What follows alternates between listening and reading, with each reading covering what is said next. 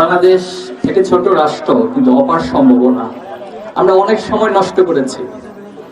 আমি শহীদ president Ziaur Rahman personally এখন পর্যন্ত বাংলাদেশের দূরদর্শিতার দিক থেকে, আধিপত্যবাদের বিরুদ্ধে অবস্থানের দিক থেকে এবং ইনক্লুসিভ বাংলাদেশ, যেটা এখন আমরা অনেক বেশি বলছি, সেই ইনক্লুসিভ বাংলাদেশ গঠনের দিক থেকে এবং পার্বত্য চট্টগ্রাম ৭১ পরে আপনারা জানেন অনেক সমস্যা ছিল, কিন্তু জিয়াউর রহমানের দূরদর্শিতার কারণে এখন পর্যন্ত আলহামদুলিল্লাহ পার্বত্য চট্টগ্রাম বাংলাদেশ তার অবস্থান শক্তভাবে রাখতে সক্ষম হয়েছে। পাশাপাশি ৭১-এর পরে পার্শ্ববর্তী রাষ্ট্রের পরিকল্পনার মাধ্যমে ইসলামকে মুছে দেওয়ার যে একটা গভীরতম নীল নকশা, সেটাও মিশিয়ে দিয়েছেন শহীদ প্রেসিডেন্ট জিয়াউর রহমান। আর বেগম খালেদা জিয়াকে আমরা এভাবে দেখি, ওনার যে আপসহীন চরিত্র, আপসহীন বডি ল্যাঙ্গুয়েজ, আপসহীন কথাবার্তা, নিঃসন্দেহে সেটি এখন পর্যন্ত ওনাকে বাংলাদেশের মানুষের ভালোবাসার মধ্যে সিক্ত রেখেছে।